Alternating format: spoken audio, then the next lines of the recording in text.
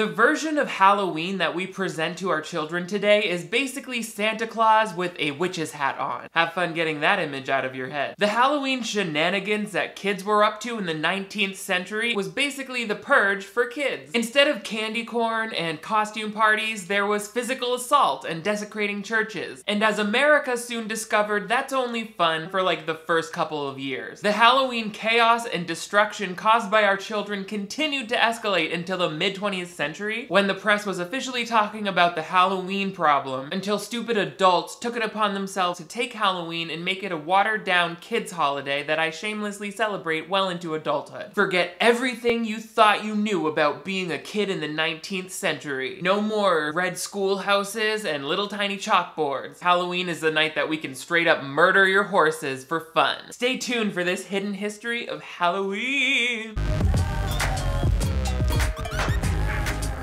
Hello television viewers, my name is Nick. Thank you so much for joining me once again on my channel for a little Halloween history. This is another entry in my Halloween playlist, something that I continue year after year because I love Halloween. I love all holidays because they give me more reasons to buy things. But Halloween is particularly interesting because it has so many unusual traditions associated with it, due largely to the fact that it's part Gaelic, part Catholic, part pagan, and then Americanized. When those Northeastern European traditions jumped over to America, we somehow decided to let that mean our kids could do horrible things to our towns and homes. Like, yeah, so what? We let a 5th grader light our barn on fire only one night a year. They only get to do that one night a year as a treat. You're gonna learn more about how all that went down, but first make sure you give this video a big thumbs up if you want even more entries into the Halloween playlist in 2018, or if you want even more entries into my hidden history series. But most importantly, if you're new to my channel, I would love to have you click that subscribe button right over here. That way you never miss new videos from me. I upload at least 2 every week. I feel like this topic is very timely, not only because it's Halloween, but because as I read back on this history, it's clear that as America moved from being a more rural to a more urban country, the things that were once considered acceptable pranks from young people later became intolerable and really seen as damaging to society. It makes me think about how now, as our world continues to shrink with the internet, we're still just starting to realize, like, oh, that nonsense that men were doing all through history up until now is no longer acceptable. The boys will be boys mentality, which is still a problem in this country today, was clearly visible in this part of American history. So what was up with Halloween? Halloween began in the traditions of Celtic countries over 2,000 years ago. That would be Ireland, Scotland, Wales, all of those islands. The date October 31st is chosen because it marks the end of the agricultural calendar. So the harvest was ending, and November 1st is All Saints' Day. For Catholics, this was a day that was celebrated by setting a place at the table for any of your deceased loved ones. All Saints' Day also lines up with Samhain. Look at how that's spelled. It's not how you're supposed to say it, that's all I know. Which is a pagan's harvest festival. So because of this harvest and the feast, in rural areas on All Saints' Day, the community would kind of pool all of their produce together, and you would send your kid with a bag to every neighbor's house to collect a share of produce. Does that sound familiar? History coming alive before our eyes. Halloween history, Samhain. Another way of saying All Saints' Day is All Hallows' Day. That makes the night before, October 31st, All Hallows' Eve. And once Christianity got involved, there started to be talk that this was also a day where mischievous spirits would walk the earth. This is where things start to get a little macabre. By the way, what age were you when you realized that this word wasn't macabre? We've all been there. So on All Hallows' Eve, masks were used to fool the spirits, and apparently in Scotland, you would even put on a mask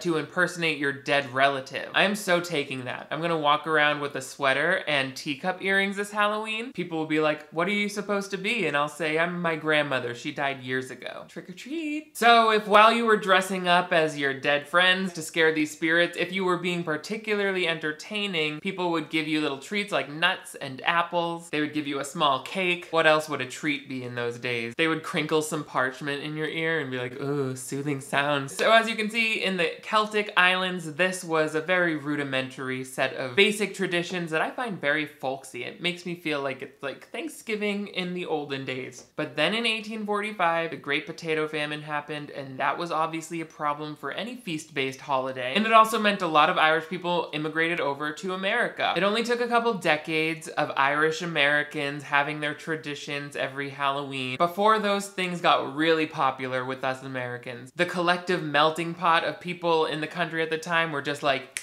yes, this is something kind of weird. There's costumes involved. We're living for it. Anything that lets me put on my pink petticoat as opposed to my white petticoat is fine by me.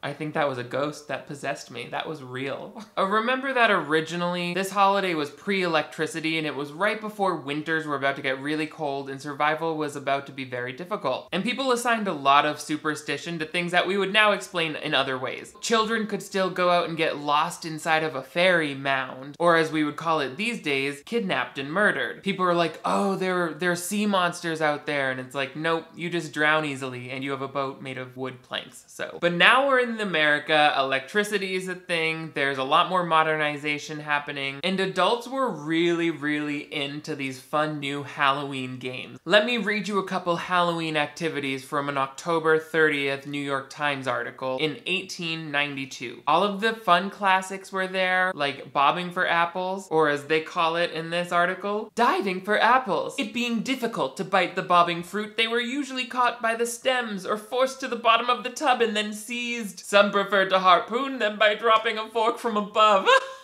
There's a game that involves fire in an age when smoke detectors and sprinklers didn't exist. I'm still gonna bust this one out at my next Halloween party. Another popular custom, tie a stick up to the ceiling. A lighted candle was stuck on one end and an apple on the other. The stick was rapidly twirled while the merrymakers in turn strove desperately to catch the apple with their teeth without using the hands while avoiding the candle. You're really gonna swing a lit candle around in my face while I try to bite an apple again? Does anyone know anyone in the 1800s that can tell me why they thought biting apples was so much fun? They're like, Halloween, we can do a weird way of eating apples and then a weirder way of eating apples with fire. Capital idea, love it. This is my old-timey American voice. Oh no, that was my old-timey laugh. So while the adults were loving those old-timey games, the teenagers and the college students were loving the mischievous pranks that they got to play. The college kids were going nuts. This is what the sophomore boys of Lafayette College did on Halloween night. A hole which is being dug in the back of McKean Hall was filled up. The college horse spent the night on the first floor of McKean Hall. The keyholes in the chapel were filled with molten lead. The seats were smeared with molasses and all of the books were removed, including the Bible. Dumbbells missing from the gym. What the hell, bro? They stole the tennis net. These guys are just really stealing a lot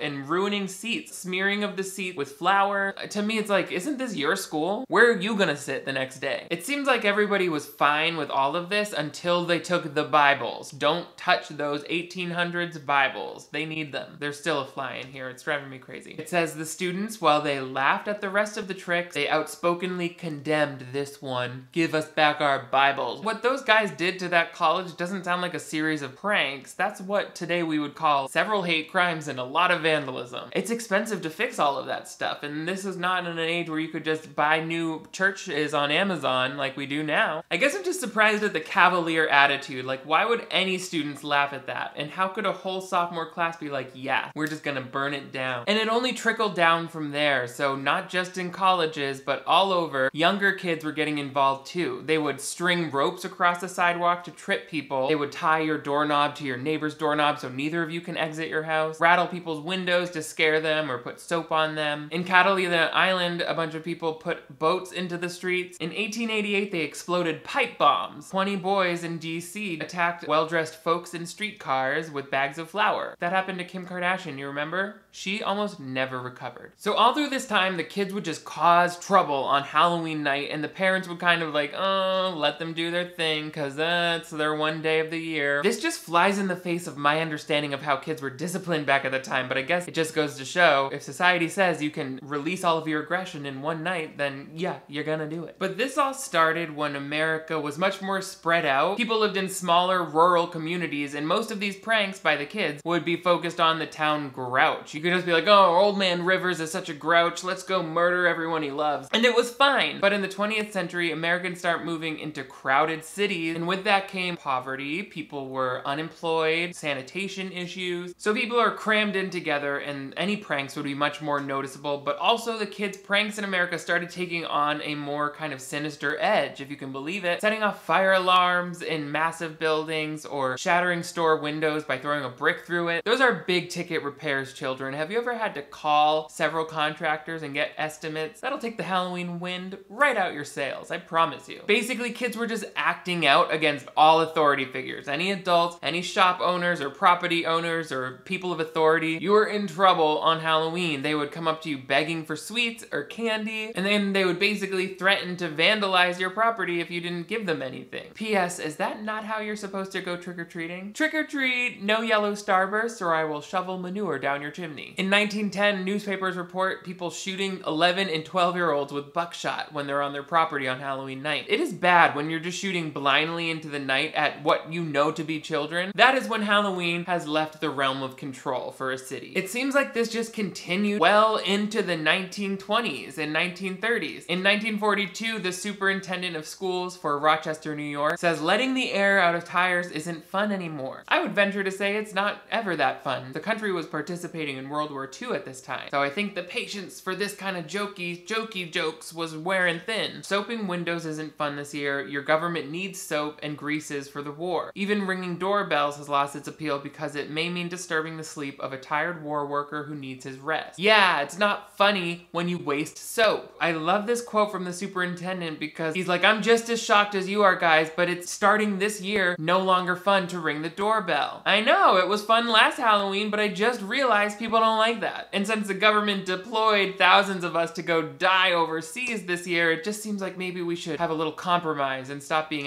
for no reason. In Chicago, they decided to abolish Halloween and make October 31st Conservation Day, but it was never enforced, and that just fell away. Come on, Chicago. If you're gonna cancel a holiday, you gotta follow through with it, just like the town in that movie that canceled Christmas. What movie is that? It's like 5 different movies, I think. So after World War II, as Halloween starts to approach again, people are like, we gotta rein this in. We're in a post-World War II America. People just wanna chill. Good luck with that, by the way, America. Doesn't stay quiet for long in these parts. So they're like, here's what we're gonna do. We're gonna move the Halloween parties indoor. I know adults of the 1940s, I know we all love bobbing for apples out in the public square like a bunch of idiots, but the kids go nuts. So we gotta take these things indoors so we can act like adults and make fools of ourselves in the privacy of our own home. We're gonna give this holiday to the children. That's the way to make it safe. We're gonna take it away from all these older kids and teens with their anger and their resentment over the way that we treat them, and we're just gonna give it back to the little kids who, frankly, are small and stupid and can't hurt us too much. The Senate Judiciary Committee, who was serving under President Truman, this was 1950, they made a recommendation that Halloween just be repurposed to Youth Honor Day. It didn't happen. I think by 1950,